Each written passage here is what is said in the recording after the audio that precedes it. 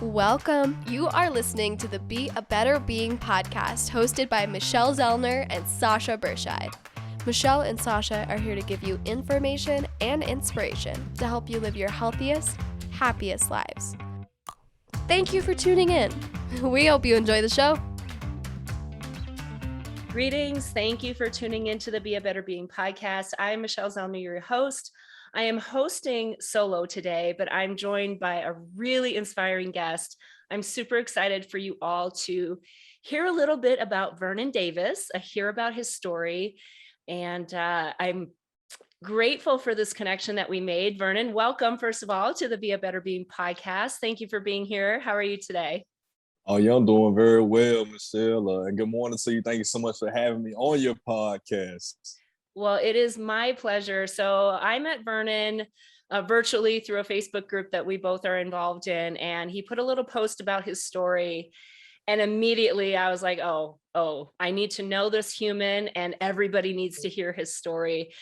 And even in just the introductory 30-minute Zoom chat that we had, I know there's so much more that we're going to talk about eventually, but I think we should just start by maybe you giving us a little bit of background, where you're from, what your upbringing was like, and then we'll just kind of walk down the road of how you came to be where you are today. Yes, ma'am. So again, everyone, my name is Vernon Davis.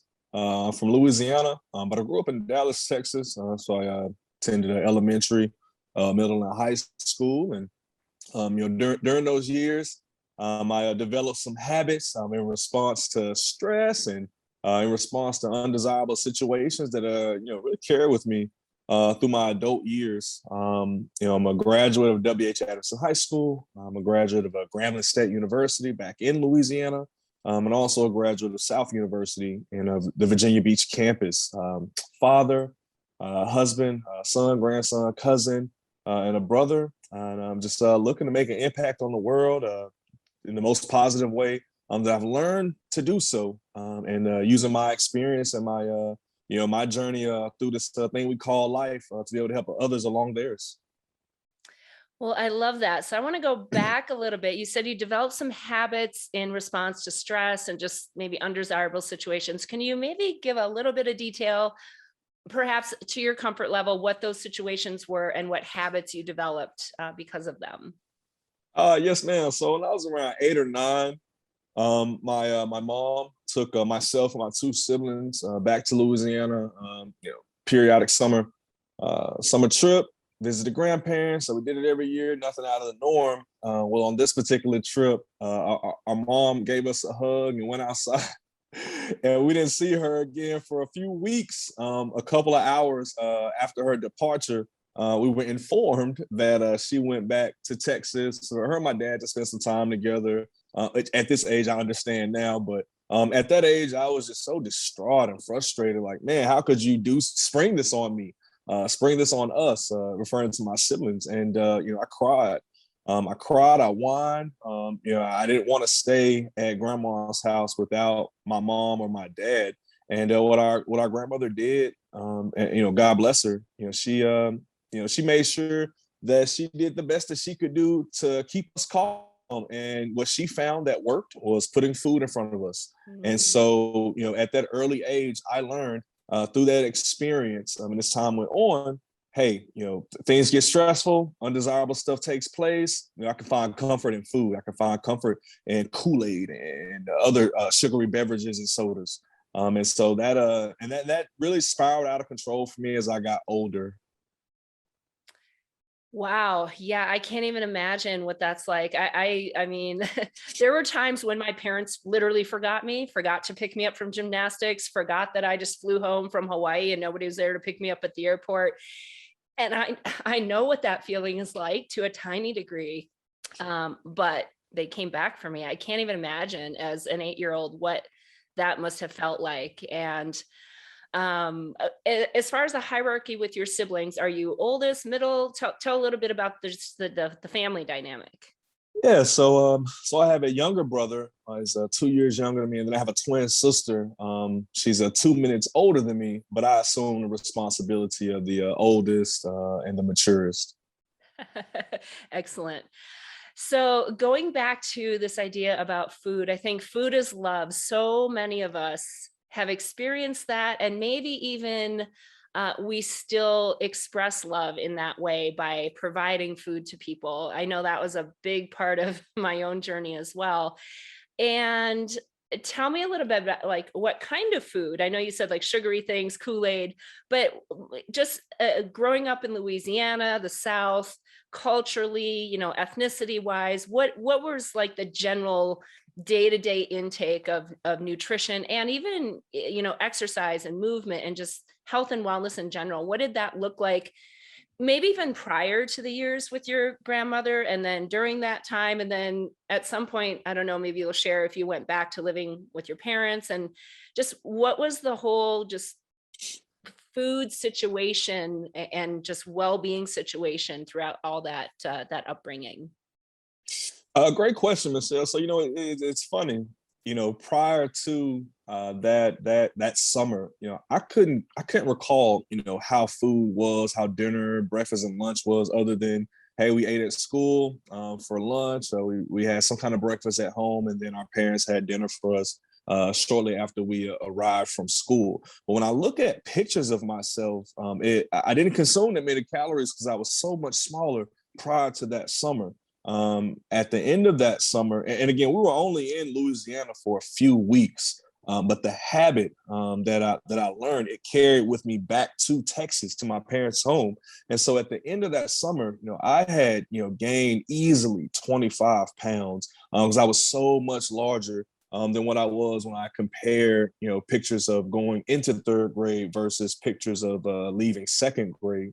And so from that time, the nutrition in Louisiana, I opted not to consume the collard greens or the cabbage or anything that had some nutritional value, although there was a lot of sodium added to it. I was very big on the fried fish, the gizzards, chicken in various styles, different variations of pig, so all kind of pork, macaroni and cheese, mashed potatoes, all the casseroles you can imagine, and all the cakes and pies that that were made as well. And so that was in Louisiana. Well, back in Texas at my parents' house during the school year, more or less. It was a lot of fast food after we came home from school. Pizza Hut, Burger King, Sonic was very big in our house when I was younger. Wacky packs with the small slush and the toy that came with it.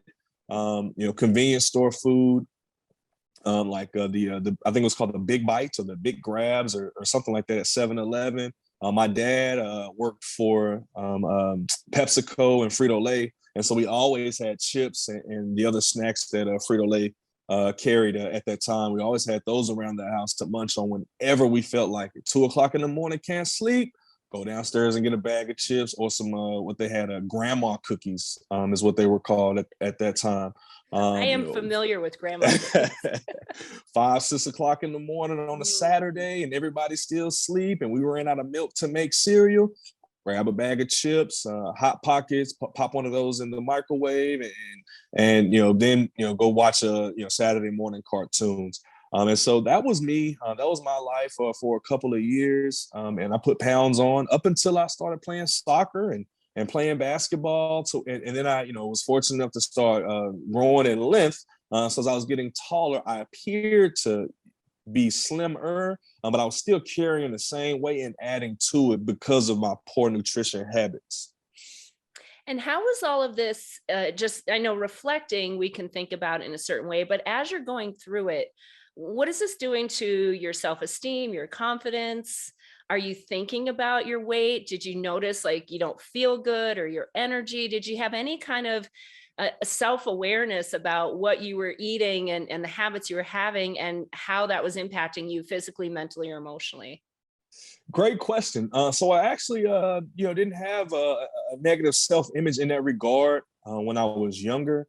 Through middle school and high school, I was fortunate to be active on football teams, basketball teams. I left soccer, I think, at 5th grade, and pursued basketball and football as an outlet to get out of the house, have fun, be able to travel. And so with those practices and the conditioning that came with it, it kind of offset a portion of my eating habits. But for most people, myself included, a workout, you can't work out a bad diet. And when I reflect on my life, that's something that, I realized is true for me. But it wasn't until I got to college when I had more access to food. I had, my own funds to be able to go purchase, a basket full of junk food from Walmart, instead of how things were in high school. My parents would say, no, put that back. No, you can't have that. You can't have that. You can't have that. We're going to get this, but we're not going to get that. So it was very limited in middle school and high school on the snacks that we had brought into the home outside of the chips that my dad would bring from Frito-Lay. But when I got to college and, I hit my freshman 15 in like the first 14 to 15 days of school, and then added on pounds to that. I started looking at myself in the mirror, and I started seeing someone that, I didn't like. And then in 2010, I was a counselor at an accounting career awareness program where I had been a student prior. But I was a counselor this year. And after I went back to college, after that summer event, I saw pictures of myself from the banquet. And that's when I said, okay, enough is enough. I am too big. I don't even recognize myself. And I, started a journey then to improve my health and watch what I eat. But the moment, life changed, and I moved to the East Coast and was met with a lot of adversity, a lot of change, a lot of adjustments. I went back to what I knew, and what I knew was to comfort myself with food in excess. And so I picked up all that weight back and more. Well, your story is not unique. I mean, this is very, very common, right? That the things that we have ingrained in us at that one pivotal moment in life, that one pivotal experience, it's then because it gives us that immediate comfort or escape from feeling the way we're feeling, that anytime then we have that similar kind of experience or feeling that we don't want to feel, we go right back to what made us feel good in the past. Along this way, did you continue to play sports or exercise during college, or what role did exercise play once you left maybe the structure of high school sports? Yeah, great question. So my first 2 years of college, I tried playing intramural basketball. I wasn't good enough to make the university team. And so, having that structure of practices and conditioning, and then the competitions, I didn't have that anymore. And so it was really left up to me to get a workout in, and it was very rare that I did. I had a lot more free time, in my opinion, and so I used that to do things that I enjoyed. And a lot of what I enjoyed involved food. If it was hanging out with friends and bringing pizza over, or ordering pizza together, if it was going out to a restaurant, even if it was just McDonald's, to hang out and spend time, to go to someone's home and play video games. Hey man, what are we getting to eat? You guys have anything over there? Do I need to bring anything? Those are the questions that I would ask. And so a lot of the things that I did outside of class, outside of studying, and outside of homework, most of the time involved food. Now in 2010, when I noticed that I got large and wanted to make a change for myself, I didn't do really any research. I just put a goal in my head to look a certain way to attract women when I moved. That was my motivation, and that's what kept me going. So I developed a workout regimen, going to a pool to exercise, going to a local gym to exercise, eating certain foods through the day and through the night, and trying to stay away from pizza. I remember, my treat every week was a $10 large any topping pizza at Pizza Hut on Monday. If I could, do right from Tuesday to Sunday, that's what I would treat myself with on Mondays. And as time passed, I saw that I couldn't eat the whole pizza anymore. It got to a point where I could only consume 2 slices, and that was a major victory for me to be full at that point. I was able to get down to my high school weight at that time of 220. But again, once I relocated and was hit with adversity immediately, with change and adjustment immediately. Everything that, I had predicated my change on, it all went out the window. And all I could think about was, how do I take care of myself in the sense of comforting myself in now this stressful time of my life, because I chose to relocate. And so during this time as well, were there any, I mean, as your parents are getting older and maybe even grandma's getting older, are there any health considerations, health conditions that they are starting to experience? And, if so, what did you think about that? How did you internalize that? Did you look at that like, whoa, that might be me? Tell me a little about just like the family history with health.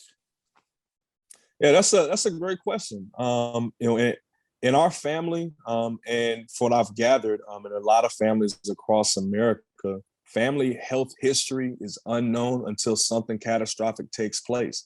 And so, as I was, getting older, witnessing my parents and my grandparents getting older, and starting to see different symptoms, different signs of, things that were scary, then they would make mention of, having high blood pressure, having migraines, or in need of a hip replacement for whatever reason, having knee problems, but no chronic illnesses, to my knowledge, at least from my immediate family.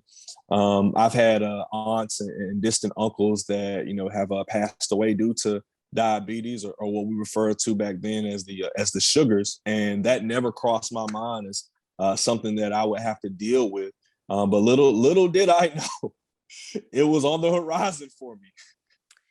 Yeah, so let's fast forward to that part of the life, because that is where we're going to spend the rest of the time talking about. So walk us down the road of this new phase of life and the discovery that was made pretty recently, and what you've done with that.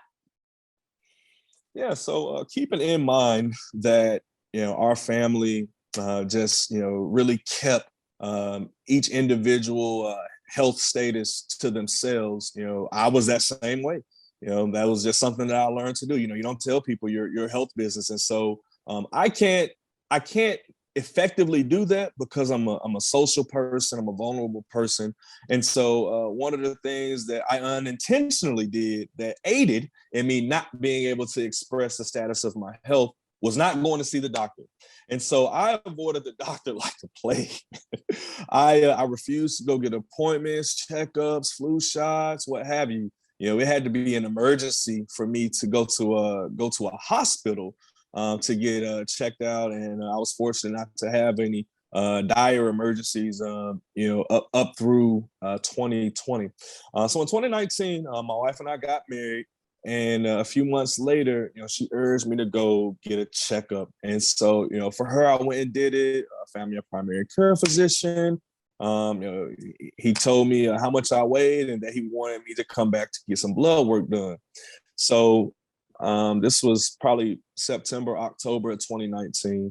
December came and I was supposed to go back and get blood work done, but for some reason I canceled it. I think that was an opportunity for overtime at work or something that I didn't want to miss out on. And so, I canceled my doctor's appointment and did those few hours of overtime.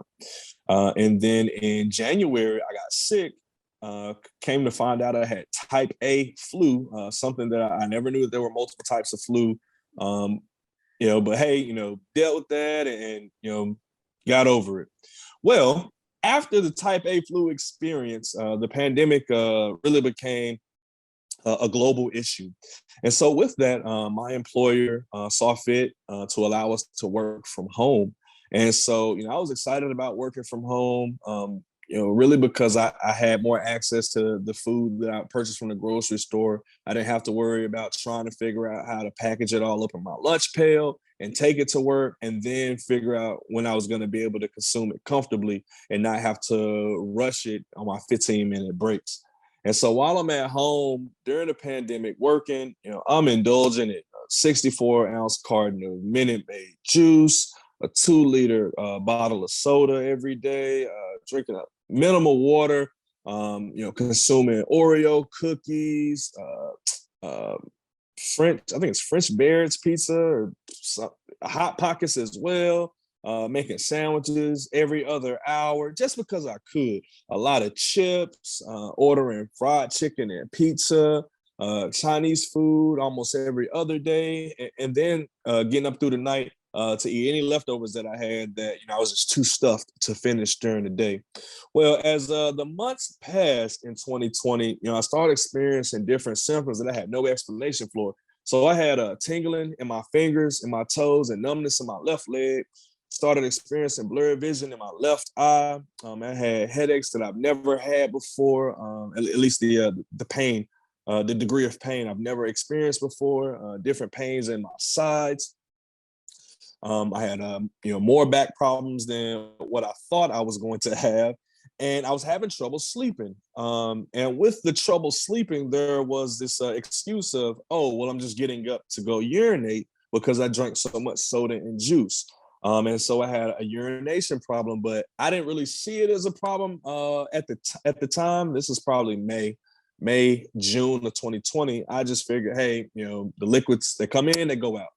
Well, my wife and her, and from her perspective, she saw that what I was displaying was concerning, and she urged me to go to the doctor. Now, I do have to mention that I did go see my primary care physician in April to get the blood work done that I canceled in December, and this will play a role later in my story. The results of the blood work I weren't able to receive because my primary care physician was not having in-person appointments in his office in May, June, and July due to the pandemic. So perfect for me, because I didn't want to know what was going on. I wanted to remain as ignorant as possible. There can't be a problem if I don't know about the problem. That was my philosophy. And I'm just going to continue to live my life and eat the way I want to, do the things that I desire to do. So my wife and I, we went to Michigan for one of my best friend's wedding. And great experience was that we were looking forward to. Her and her now husband, great friends. Well, on the road trip, I started pulling over on the side of the highway to urinate, and that was out of my norm. I'd never done that before, but I couldn't make it to the next exit for the convenience store that was up the street, or another hotel I could stop in and use the facilities in the lobby, or even a restaurant. And I was afraid that my bladder was going to bust, or that I was going to wet myself while I was driving. And so, I got comfortable with pulling over on the side of the interstate because after the first time doing it, I'm like, okay, so this isn't too bad. The cars see me. They're not going to hit us, is what I just kept telling myself. And ironically enough, every time I stopped to urinate on the side of the interstate, we'll pull over at the next exit and go to McDonald's and get a $1 large drink. It was 32 ounce. Large fruit punch. I did that every hour on the hour for that whole trip. My wife was concerned. I was slightly concerned, but I was like, hey, it'll be okay. So we get to Michigan, and I'm out with the groomsmen and the groom, and we're on this boardwalk that is between Canada and where there's a body of water between Canada and Michigan. And I feel this urge to urinate, but there's a lot of people around, so I'm not going to do it in public. So I'm scrambling to find somewhere to go and do the COVID protocols and all that. It took about 20 minutes to effectively get inside a building, navigate my way through all the hurdles, and wait my turn to use the facilities. And that's when I really realized, okay, there is a problem and I have to figure it out. Still one thing about going to the doctor, even though I had an appointment coming up in like a week or two. And so that night, before the wedding... Let me ask one quick question here, Vernon. Why the fear and the hesitation about going to the doctor? Is it truly because, oh, I'll figure it out myself, it'll be fine? Or is there something like, I know something's wrong and I don't want the doctor to tell me what it is, because then I'll be responsible and I'll have to maybe do something about it? Do you know what that... Because you are not... I tell you, I work with many, many, many young men. You're very young. You're young 30s, right? Yeah. And this is common. Men specifically, but just young people. We don't go to the doctor unless there is something wrong. And usually it's very, very obvious. I'm just curious for you, what is it about going to the doctor? Is there like a mindset that, oh, it means there's something wrong with me, or I don't want to know what's wrong? Can we explore that just a little bit before we jump back into your story? Oh, yes, man. I do apologize, Michelle. I've been so excited to tell you this story. I think I've gotten long-winded. No Uh, apology at all. so great question. I would tell myself I would figure it out, and that was my cop out to my wife to get her off my back, quote unquote, about going to the doctor. I had no intentions of figuring out what was wrong with me. I knew that if I went to the doctor because I felt off, that there was going to be some negative information that was shared with me, and then yeah, you're right, I was going to be at least partially responsible with making changes and sticking to them. And I say partially, intentionally, that I'll expand upon later. Yeah. And this is such an important message, because something I teach and counsel on all the time is whether you know something is wrong or not really is irrelevant, because if whatever is going on, it's going on. Right. And the sooner people can figure it out, the sooner they are at least have the information to do something about it. Then we have to tackle the actual, oh, I have to do something about it. And again, it's not just men, it's not just young people. I mean, I've worked with many people who are like, oh, I don't want to get my mammogram because I don't want to know. Okay, well, whether you know it or not, if you have breast cancer, you have breast cancer, right? Yeah. Your mammogram is only going to give you information, right? So the importance of our screenings is so critical. And these Mm-hmm. should be starting at age 20, right? Starting at age 20, everybody should be getting their annual physicals with their health screening, something that for, at least a decade, you didn't do. And you're not alone, which is part of the problem, is that people just don't go do these things. So I know we're going to get to your inspiring message about that in a moment, but I want to chime in right now to make sure people really do understand this piece of it. Okay, so now you recognize there really is something wrong. So let's pick up your story there. Yeah, so in my brilliance, I figure, man, I don't want to ruin my friend's wedding. So I make a decision not to consume any liquids past 7 p.m. on this day. The wedding is like 11 or 12 o'clock the next day. The next day I wake up and I'm still frequently using the restroom. So now I'm getting worried because I haven't had anything to drink for over 12, 13 hours.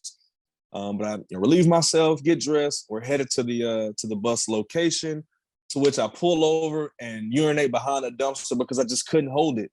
And I mean, everyone's enjoying the bus ride with the wedding party, and I'm sitting there just looking nervous and uncomfortable. And I remember one of the young ladies asked me, "Was I okay?" And did I want to be there? And I had to apologize. Like it wasn't nobody there that I didn't want to be around. I just got some personal stuff going on. That's what I was saying. The wedding took place. It was great. It was beautiful. After we took pictures, I ran to a tree and urinated because the wedding was in a park. And then my wife and I got on the road to head back, and she kept asking me, "Okay, you're going to the doctor this week, right? Or next week for your next appointment, right? Right?" And I'm telling her, "Yes, I'm going." Luckily for me, I got a phone call the day before my appointment, and the doctor canceled on me. I was too happy. So, because of the pandemic, sorry, Mr. Davis, but we cannot have an in-person meeting with you. We need to reschedule. And so I shared that with my wife, and she wasn't having it. So she told me I need to figure it out. So I found a clinic to go to, and went to the clinic. Made some decisions that morning to prepare myself. And once I got there, was I in for a rude awakening? Yeah. So let's talk about the results and the message that you heard. So speaking with the doctor, sharing with him my symptoms that I had been experiencing, they took some blood work and some urine sample, and casually expressed with Mr. Davis, "You're type 2 diabetic, man. That's why you can't quench your thirst and your mouth is always dry, but you're drinking so much juice and soda every day. That's why you can't stop urinating in the manner that you're urinating. That explains the blurred vision. That explains the tingling in your fingers and your toes, the numbness that you have in your legs, the pain that you have in your side, the sleep cycle that you have, which is continuously broken. It explains all that. Mr. Davis. But hey, here's a prescription for a certain medication. Go get that filled and make a few changes here to your diet, and you'll be able to manage this, and you'll be okay. And I was in disbelief. I mean, I was shocked. How could I get the sugars? That it didn't run in my immediate family. Is what I kept telling myself. And I remember walking out of the door, going to my car so I could cry because I didn't want to cry in front of this doctor. I had purchased 5 drinks before I went to the doctor from a local convenience store. 4 of them were fountain drinks. 2 of those fountain drinks were fruit punch juice. The other 2 were sodas, and then the 5th drink was a Slurpee. I took a sip of the fruit punch and I threw everything away. And I said I wasn't going to have soda or juice anymore. I needed to make some changes. I'm still in tears. Call my wife, call my parents, let them know what's going on. And then I immediately enlisted 2 gentlemen that became accountability partners for me and really aided in the progress that I've experienced up to date. I called Mr. Tony Lee of An Educated Lifestyle Fitness, and he's my personal trainer, a great friend. Share with him the diagnosis, and he reassured me that he was going to do everything in his power and with his knowledge to aid me in bettering my health situation. He didn't know anything about diabetes. He didn't know anything about reversing, none of that. He just wanted to help me be better. And then my second friend was an herbalist by the name of Breon Reed of godlyherbs.com. And, he shared with me that he had a similar experience with needing to better his health in general. And that led him on a journey to become a herbalist, and that he was going to use every ounce of knowledge that he had acquired over the last year at that time to aid me in achieving my goal of bettering my health. And so after talking with them, I started doing my own research on food, on natural herbs, on exercise, on type 2 diabetes, on the possibility of reversing it, and everything that I was going to need to be knowledgeable of in order to make effective decisions in my planning to move forward and reach my goal, which at that time was reversing type 2 diabetes naturally. That was my goal. I didn't want to use any medication. I didn't want to manage it. I needed to do whatever I could do to get rid of it or reverse it, bringing my numbers down. And that's what I focused on. And I was very fortunate to acquire the information that I was able to get, to have the friends in my life that had knowledge in fields that I just was not knowledgeable of, to aid me on this journey, so I didn't have to go at it alone. And sure, I had my wife for sure. I had my parents and my in-laws for sure. But being able to have the assistance of Breon and Tony was very paramount in being able to get my weight down, get my blood glucose numbers down, getting my A1C level down, and being in a position now where I reversed it, and sharing my story to help and encourage others that they can do the same or avoid diabetes. So that diagnosis literally scared you straight, right? Oh my gosh, yes, indeed. Yeah. And I'm going to tell you, as somebody who's been coaching on this for 25 years, most people don't have that reaction. They take the prescription. So for the listeners, I want to just explain diabetes to people, because this is another part of the problem, is we're not taught these things. So type 1 diabetes, there is a distinction. Type 1 diabetes, we used to call that juvenile diabetes. Type 1 diabetes is an autoimmune disease. There are cells in your pancreas that produce insulin, which is one of your blood sugar regulating hormones. And one of the functions of insulin is to get the glucose, your sugar, out of your bloodstream into your cells and muscle tissue, because that's where it's useful. It's not useful in the bloodstream. Another function of insulin is to store a little bit of excess for fat, because back in the day, we went through feast and famine. And if you're going to survive the famine, you have to have some fat stores to pull out until we find food again. So insulin helps regulate our blood sugar levels, as well as helps us store a little bit of fat should we need it in the future.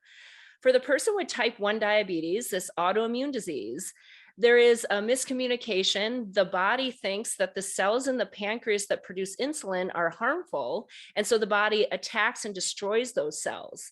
So a type 1 diabetic eventually can no longer produce insulin, which is a big problem. And that person is then insulin dependent, meaning they have to give themselves insulin so that these functions can take place.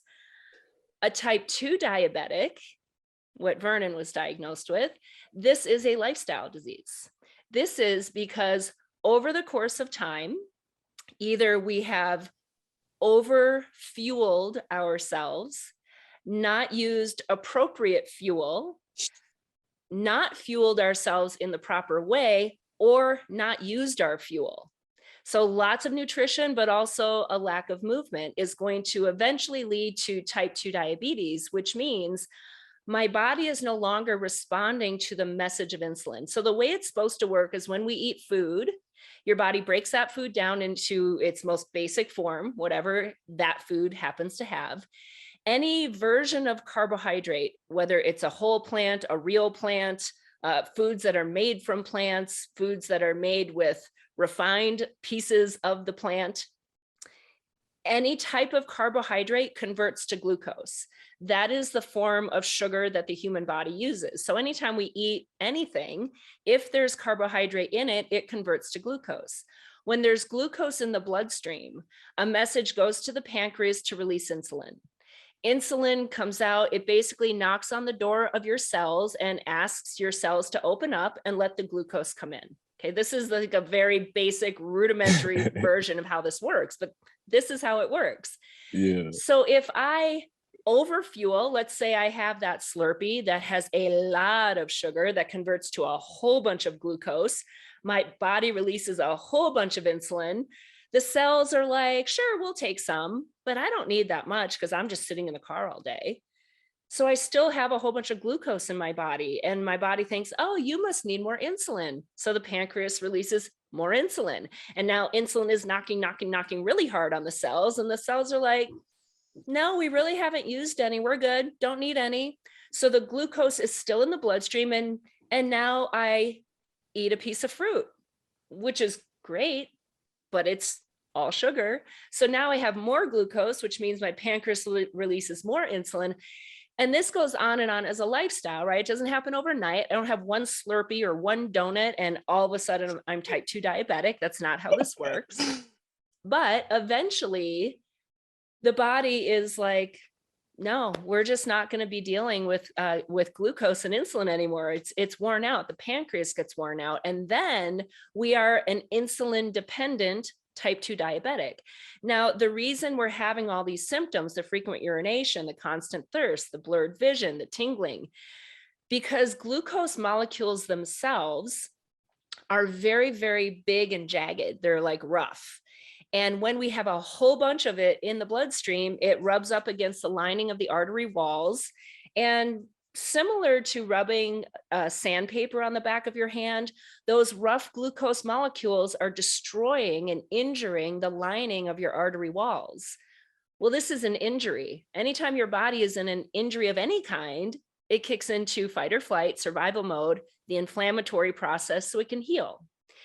Except it can't ever heal because it's constantly trying to recover from this constant injury that's being produced because of the constant flood of glucose in the bloodstream. The other thing, as far as the frequent thirst and urination, every gram of carbohydrates carries 3 grams of water with it. So when I am consuming carbohydrate, I need to draw water from my storage supplies, which are in my cells and my muscle tissue, to let the carbohydrate carry through the body and do whatever it needs to do. Well, that makes me very, very thirsty if I'm not staying adequately hydrated. So it's drawing the hydration from my storage. And then, yes, the kidneys are busy trying to filter all of this out.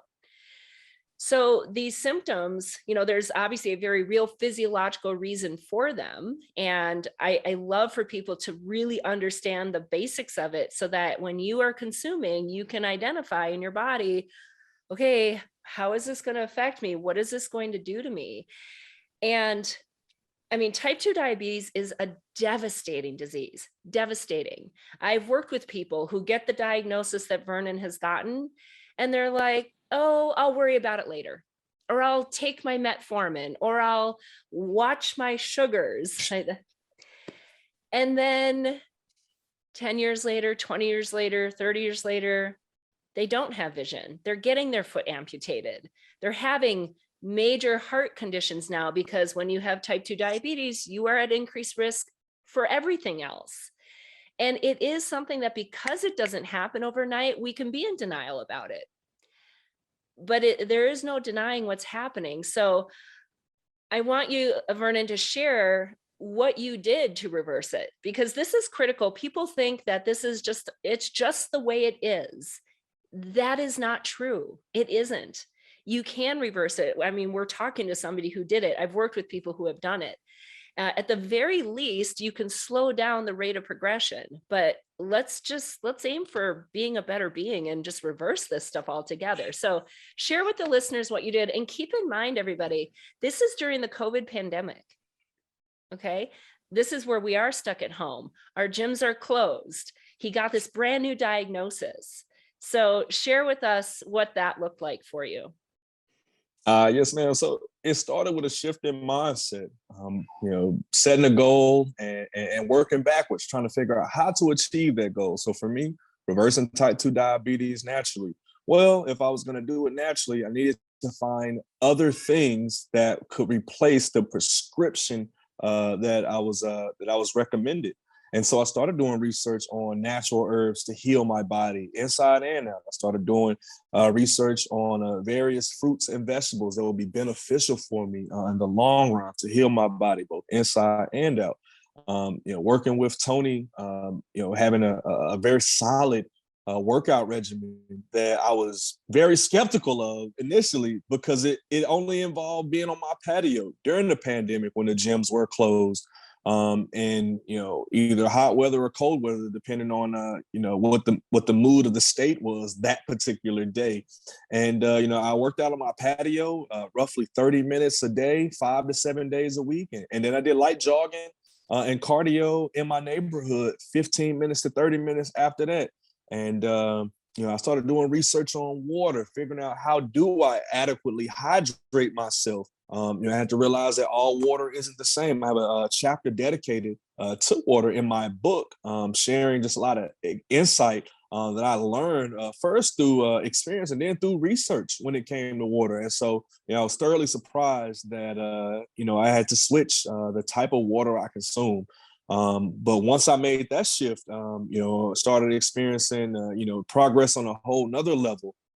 I decided to intermittent fast. You only ate within a certain time window on both days. And I say that, very, very, very, very lighthearted, because there were times where I fell off the wagon. There were times where I gave into stress and frustration and would, order a pizza or a burger on one of the delivery apps, or eat my wife's leftovers, that she, didn't finish if we were eating different meals for that day. And, I remember crying at different times, consuming these foods that I know wasn't beneficial for me en route to the goal that I had set for myself. But one of the things that I had to learn is to give myself some grace, and that setbacks were going to be a part of the journey. And once I learned that and accepted it, it made it a lot easier to go through the emotions that I experienced, whatever they were. And with going through those emotions, being able to think through with a clear mind, or clearer than what it used to be in emotional moments, like, hey, I can do something else to comfort myself that'll be beneficial for me, instead of going up the street to get a pizza, or asking my wife to stop at Chick-fil-A and bring me a chicken sandwich. I can go for a 15-minute jog, get to clear my mind, get to do a little bit more deeper breathing. And when I come back, I feel good about myself. Whatever was stressing me out isn't that big anymore. So those emotions are off of me, and I didn't harm myself in the process en route to my overall goals. Yeah, and I think the key here is it's mindset. That's the foundation of everything, right? And it is so easy to get into victim mindset, to woe is me, to it's not fair, to I can't do this, to oh well, this is just the way it is, to I can't do it perfectly, so I fell off the wagon. I might as well have a whole pizza and some cake too. And then I'll try better tomorrow. And I mean, mindset, it was a huge part of my journey too, was shifting out of that all or nothing mindset, shifting out of that this happened to me. No, I did this to me. Mm-hmm. And taking ownership and personal responsibility. And I know it's yucky to do, and yet it's the reality. But once we are where we are, we can then figure out what to do going forward. So I'm going to take ownership. And yes, I got myself here, but I can get myself out of here too. I didn't become a type 2 diabetic by accident. And so I can reverse that by being intentional. And so much of it does require us educating ourselves. And it sounds like you did a lot of that, right? You took the initiative because your doctor's not going to teach you. Your doctor's going to write a prescription. Your doctor is going to say, well, just eat better. What does that even mean, right? That Exactly. people don't know what that means. When I see people in the grocery store reading labels, and sometimes I'll strike up a conversation, they'll say, I'm watching my sugars. Because we are not taught nutrition, we're not even taught what that means. And I think it really is, unfortunately, or fortunately, whatever you want to look at it, we have to take responsibility for our health. We cannot rely on the medical community because, unfortunately, we have a disease care system. We do not have a healthcare system. They are trying to fix your disease rather than teaching you how to prevent the disease in the first place, or teaching you the things you can do to fix it naturally. And that's why I want everyone to hear Vernon's story. And I want everybody to read Vernon's book. He just released it because of this journey and because he does has such a powerful message. And I love the title, Uncomfortable Peace. We are such a society who is adverse to discomfort. We'll do anything to not be uncomfortable. And yet you only get to a place of peace through discomfort. So I don't know, maybe that's why you named it. Tell us a little bit about your book before we wrap up here, Vernon, because I do want people to go and read it, because if you need any kind of inspiration to know that you can do this, I promise you, you're going to find that in this book. Yeah. So my book, Uncomfortable Peace, oddly enough, it was originally going to be titled Couch Potato. But I didn't find much inspiration in that. And you really can't have a conversation off of something being called couch potato, right? Uncomfortable peace is applicable to all facets of our life, not just our health. And so that's why I chose to name it that. As you stated, we do have to get uncomfortable en route to the peace that we desire. We do have to get uncomfortable en route to the goals that we want to achieve. Because if what we were doing, which more times than not, was staying in our comfort zone, allow for us to achieve the things we want, we would have them. And so because we don't have, whatever it is we're striving to obtain and to achieve, we have to do something different, going against the norm, going against our emotions, going against the things that we do desire that are in our comfort zone, and step out of that so that we can get to where we want. And there was something that you had shared with us on the vision board party, hard now or hard later. And I was once of the mentality, yeah, I'll deal with it later. I'll do that later. I mean, if I waited to the last minute to do a term paper, it was going to be stressful the night before to get it done. Whereas I could have alleviated that stress by taking my time and working on bits and pieces weeks leading up to the due date, which would have been a level of uncomfort for sure, because I wouldn't be able to do some of the things that I wanted to do entirely, but I would still have been able to do a few things here and there. But an uncomfortable piece, it documents my entire journey from prior to diagnosis, once I was diagnosed, the immediate decisions that I made, more elaborate a little bit more from what I shared on today, and where I am today, and how the journey just doesn't stop. For me, optimal health, it's achievable, but I'll never achieve it because I want to keep striving forward to take it to another level and another level. The second I feel like I've arrived, I know I'm going to get stagnant and I'm going to regress. And I don't want to go through some of the things that I've experienced through this journey, which I'm grateful for. It helped me to make me a stronger man, a stronger husband, a stronger father, brother, and friend. However, it was very tough. And, if I can avoid some of those things again, I'm going to. And it does require making daily decisions to get outside of my comfort zone in the short term, so that in the long term, I can be at a place of peace. And this is exactly why I wanted you on this, because you are exactly the definition of a better being. somebody who wants to be a better being, who wants to continue to strive, continue to grow, share the message, inspire others, support others. So thank you so much for coming on. Amazon, people can find your book on Amazon. Is that correct?